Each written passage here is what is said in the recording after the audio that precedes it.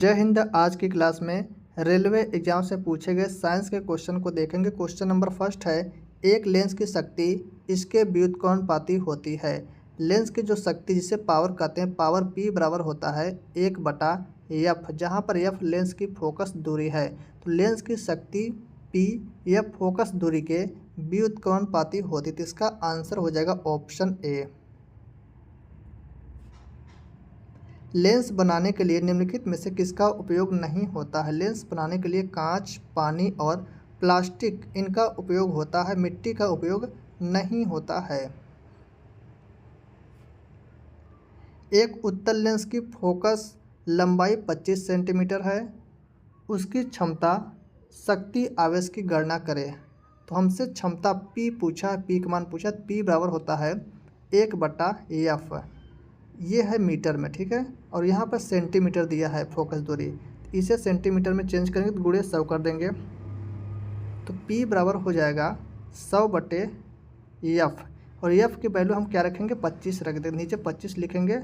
इसे जब कैंसिल करेंगे तो आएगा 4 डायोप्टर इसका लेंस की क्षमता आएगा। तो इसका आंसर हो जाएगा ऑप्शन डी। एक व्यक्ति दूर की वस्तु को स्पष्ट रूप से नहीं देख सकता है, उसे क्या कहा जाता है।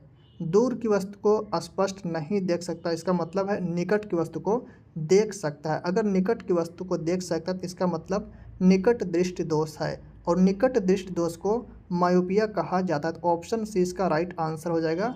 जो दोष होता है वहाँ की वस्तु उसे दिखाई देती है। जैसे निकट दृष्टि दोष है तो निकट की वस्तु दिखाई देगी, अगर दूर दृष्टि दोष है तो दूर की वस्तु दिखाई देती है।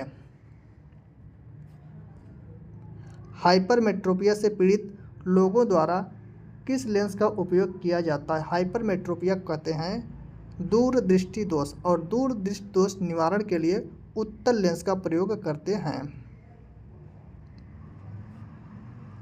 निकट दृष्टि दोष को भी कहा जाता है, निकट दृष्टि दोष को मायोपिया भी कहते हैं, और दूर दृष्टि दोष को हाइपरमेट्रोपिया कहते हैं।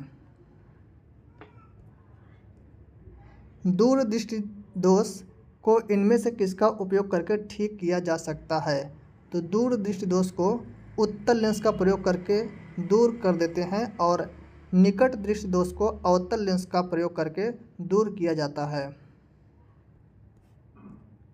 दो फोकस दूरियों वाले लेंस का उपयोग डैश से पीड़ित व्यक्तियों द्वारा किया जाता है।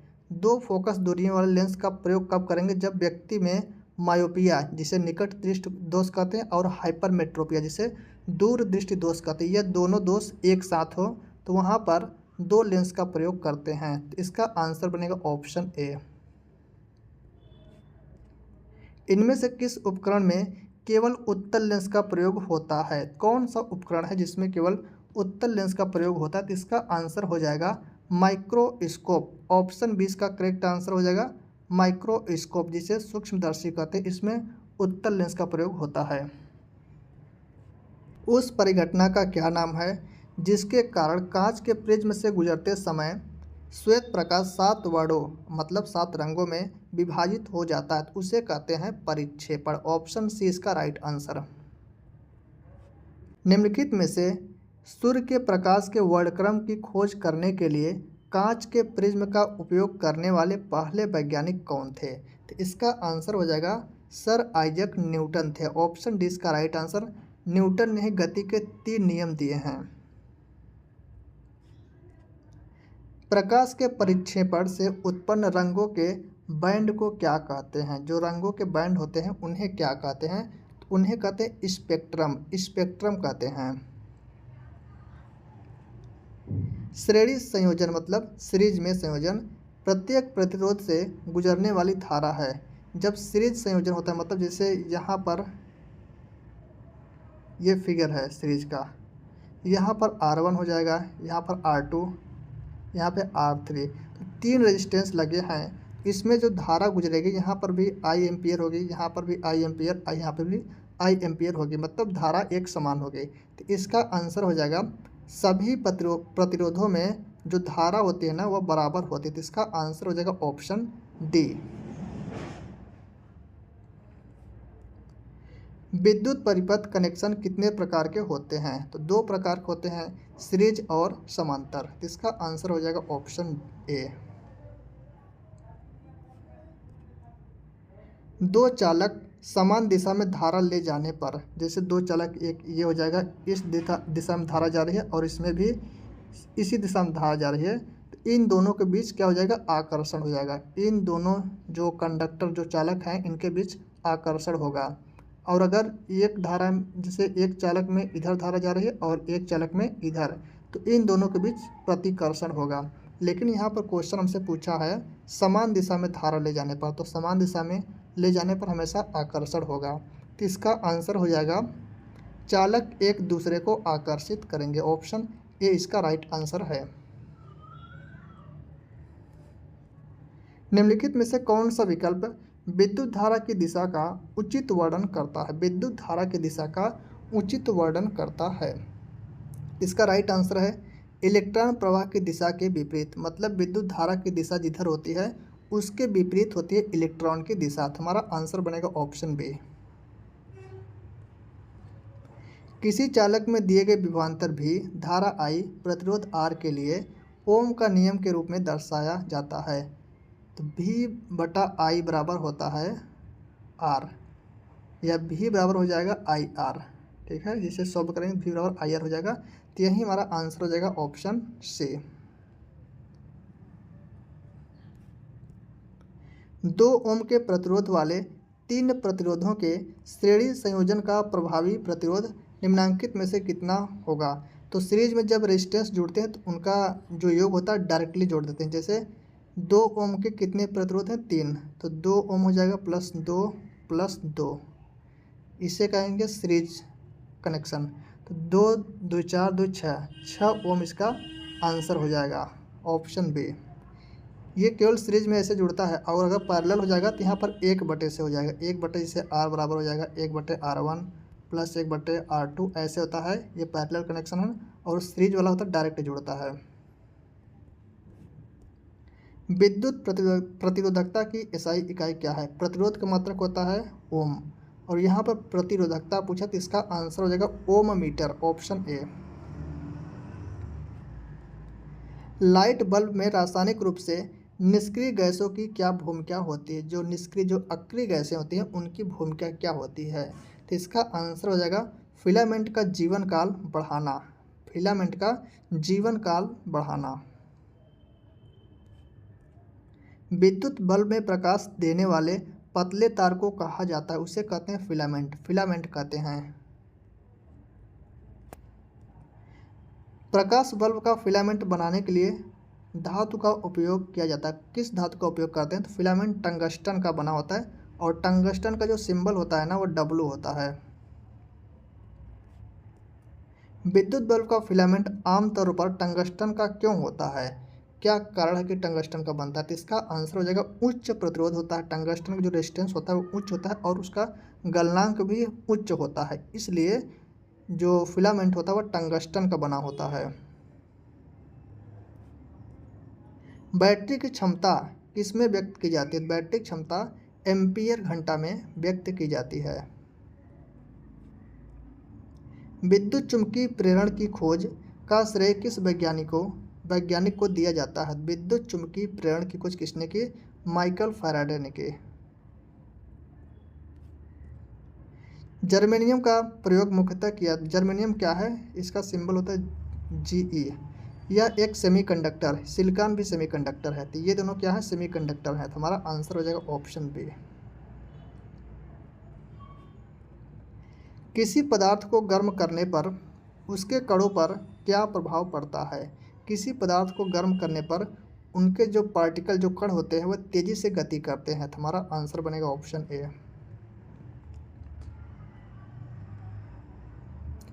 ताप बढ़ने पर पदार्थ की कौन सी अवस्था सर्वाधिक विस्तार दर्शाती है? विस्तार मतलब सर्वाधिक फैलेगी, कौन सी अवस्था है? तो इसका आंसर हो जाएगा ऑप्शन सी। गैसें जो होती हैं सर्वाधिक फैलेंगे अगर उसे टेम्परेचर दिया जाएगा तो। पदार्थ की निम्नलिखित में से कौन सी अवस्था अत्यधिक संपीड्य है? तो इसका आंसर हो जाएगा जो गैसीय अवस्था होती है वह सर्वाधिक संपीड्य है। पदार्थ की किस अवस्था में कणों की गतिज ऊर्जा सबसे अधिक होती है? गतिज ऊर्जा जिसे काइनेटिक एनर्जी कहते हैं, के बराबर होता है 1/2 mv²। तो गतिज ऊर्जा उसी में सबसे अधिक होगी जिसमें वेग अधिक होगा। तो वेग अधिक होगा गैसों में। गैसों के जो अणु होते हैं, जो पार्टिकल होते हैं, उनमें गतिज ऊर्जा सबसे ज़्यादा हो जाएगी। Option C. निम्नलिखित में से कौन सा गैस का अभिलाक्षणिक गुण नहीं है? कौन सा अभिलाक्षणिक गुण नहीं है? ऑप्शन ए दिया है, यह अत्यधिक संपीड्य होती है। तो ये बिल्कुल करेक्ट दिया है। विसरण की दर बहुत अधिक होती है। गैसों की जो विसरण की दर होती है वह सबसे अधिक होती है, बहुत अधिक होती है। तो ये भी सही दिया है। इनके कण बहुत शिथिल रूप से भरे हुए होते हैं। ये भी करेक्ट है। इनके जो कण होते हैं ना, बहुत शिथिल रूप से भरे होते हैं। इनका आकार निश्चित होता है। इनका आकार और आयतन दोनों अनिश्चित होता है। आकार और आयतन गैसों का दोनों अनिश्चित होता है, इसलिए यही हमारा आंसर बनेगा, ऑप्शन बी। निम्नलिखित में से कौन सा भौतिक परिवर्तन नहीं है? कौन सा इसमें भौतिक परिवर्तन नहीं है? तो इसका आंसर हो जाएगा पदार्थों का किण्वन। पदार्थों का किण्वन यह एक रासायनिक परिवर्तन है। ऑप्शन सी इसका राइट आंसर है। रासायनिक परिवर्तन कोई, जिससे यहाँ पर मटेरियल है, यहाँ से जब ये चेंज हो जाएगा, परिवर्तित हो जाएगा, इसमें ए से बी बन गया मान लो, तो बी से ए पुनः प्राप्त नहीं कर सकते हैं, इसे कहते हैं रासायनिक परिवर्तन। और अगर ए से बी प्रोडक्ट बना और बी से फिर ए बन गया, तो इसे कहते हैं भौतिक परिवर्तन। इनमें से कौन सा रासायनिक परिवर्तन नहीं है? इनमें से कौन सा रासायनिक परिवर्तन नहीं है? तो अम्लीकृत जल का वैद्युत अपघटन, यह रासायनिक परिवर्तन नहीं है। तो इसका आंसर हो जाएगा ऑप्शन बी, ईंधन का दहन, यह एक रासायनिक परिवर्तन है। ऑक्सीकरण, लोहे पर जंग लगना, यह भी एक रासायनिक परिवर्तन है। प्लेटिनम तार का जलना, यह भी एक रासायनिक परिवर्तन है। तो हमारा आंसर बनेगा ऑप्शन बी। इनमें से कौन सा एक रासायनिक परिवर्तन है? इनमें से कौन सा एक रासायनिक परिवर्तन है? मक्खन का खट्टा होना, यह एक रासायनिक परिवर्तन है, क्योंकि मक्खन एक बार खट्टा हो गया तो उसे पुनः पहली अवस्था में नहीं ला सकते, इसलिए यह एक रासायनिक परिवर्तन है। लोहे में जंग लगना इनमें से किसका सामान्य उदाहरण है? लोहे में जंग लगने से इसका जो भार होता है ना, वह बढ़ जाता है। तो लोहे में जंग लगना एक रासायनिक परिवर्तन है। इनमें से कौन सी एक रासायनिक प्रतिक्रिया नहीं है? इनमें से कौन सी एक रासायनिक प्रतिक्रिया नहीं है? तो इसका आंसर हो जाएगा गुरुत्वाकर्षण, यह एक भौतिक प्रतिक्रिया है। कौन सा नियम कहता है कि रासायनिक अभिक्रिया में द्रव्यमान को न तो उत्पन्न किया जा सकता है और न ही नष्ट किया जा सकता है? तो कौन सी अभिक्रिया कहता है? द्रव्यमान संरक्षण का नियम यही कहता है कि द्रव्यमान को न ही उत्पन्न किया जा सकता, न ही नष्ट किया जा सकता है। निम्नलिखित में से किस वैज्ञानिक ने स्थिर अनुपात का नियम प्रस्तावित किया? स्थिर अनुपात का नियम किसने प्रस्तावित किया था? तो इसका आंसर हो जाएगा जोसेफ प्राउस्ट ने स्थिर अनुपात का नियम प्रस्तावित किया था। डाल्टन का सिद्धांत इस नियम पर आधारित था। डाल्टन का जो सिद्धांत था ना, वह रासायनिक संयोजन के नियम पर आधारित था। निम्नलिखित में से किसने परमाणु की अविभाज्यता के बारे में बताया था? जो परमाणु सिद्धांत दिया था, परमाणु की अविभाज्यता के बारे में बताया था, वे साइंटिस्ट थे डाल्टन। निम्नलिखित में से कौन सा तत्व सामान्य अणु नहीं बनाता है और अपने परमाणु रूप में पाया जाता है? कौन सा तत्व जो अणु नहीं बनाता है? जैसे हाइड्रोजन अणु बना के H2 हो जाता है, ऑक्सीजन अणु बना के O2 हो जाता है, तो कौन सा तत्व जो अणु नहीं बनाता है? तो वह है हीलियम। हीलियम यह एक अक्रिय गैस है, इसका सिंबल होता है He और परमाणु क्रमांक कितना होता है? 2 होता है। धातु का वह गुण कौन सा है? कौन सा है जो ढाला जा सकता है, किसी रूप में ढाला जा सकता है? तो उसे क्या कहते हैं? तो उसे कहते हैं तन्यता। तन्यता इसका करेक्ट आंसर हो जाएगा, ऑप्शन सी।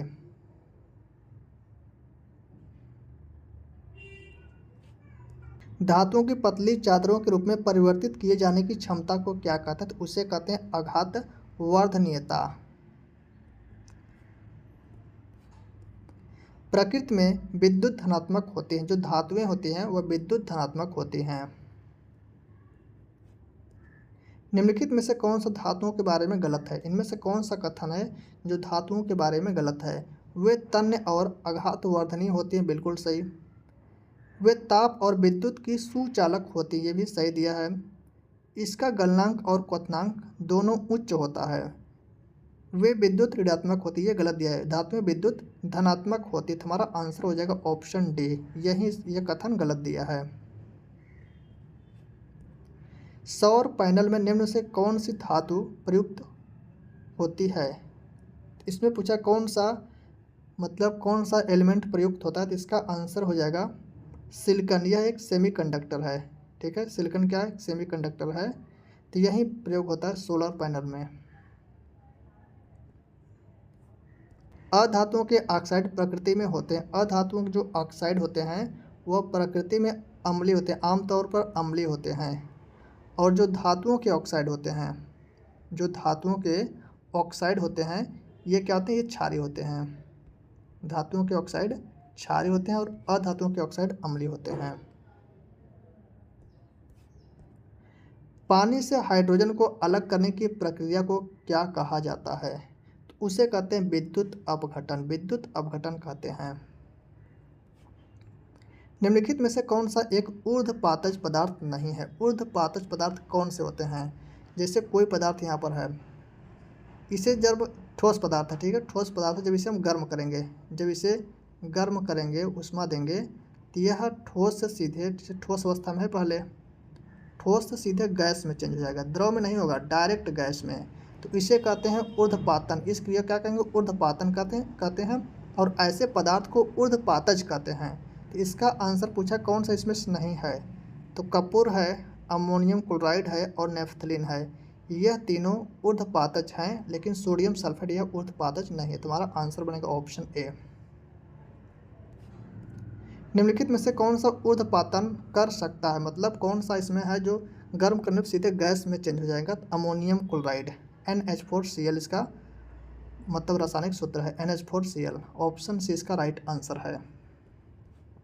द्रव अवस्था में बदले बिना सीधे गैस से ठोस अवस्था में परिवर्तन को क्या कहा जाता है? तो गैस से सीधे ठोस, गैस से सीधे ठोस में परिवर्तन हो रहा है तो इसे कहेंगे निक्षेपण। और ठोस से सीधे गैस में चेंज हो रहा है तो इसे कहेंगे ऊर्ध्वपातन। तो हमारा आंसर बनेगा ऑप्शन बी। वाष्पीकरण पदार्थ की किस अवस्था में होता है? तो वाष्पीकरण जो होता है केवल द्रव में होता है।